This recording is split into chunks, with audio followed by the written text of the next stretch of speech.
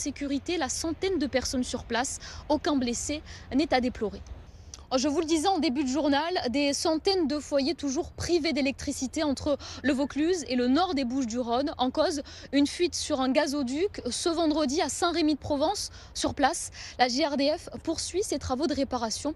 Les précisions d'Ariane Pollert depuis Cabannes. Les agents GRDF disposent d'une appli qui recense chaque foyer privé de gaz. Nous avons suivi Ali, technicien depuis 7 ans, lors de son intervention dans un immeuble.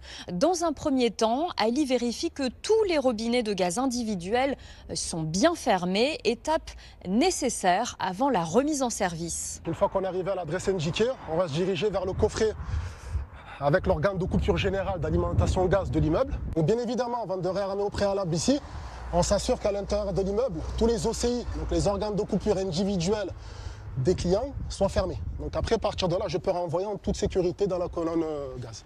Les agents visitent ensuite chaque logement et ce qui est marquant, ce sont les nombreuses procédures de sécurité.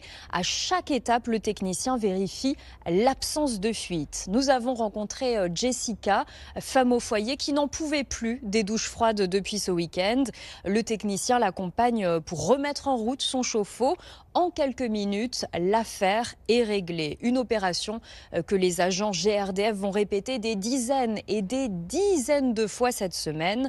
Et lorsque les habitants sont absents de leur logement, une brochure est laissée. Chaque usager peut ainsi lui-même effectuer la remise en service.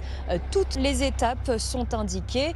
En cas de doute ou de crainte, il y a un numéro gratuit. Un technicien pourra alors revenir au domicile et ce gratuitement.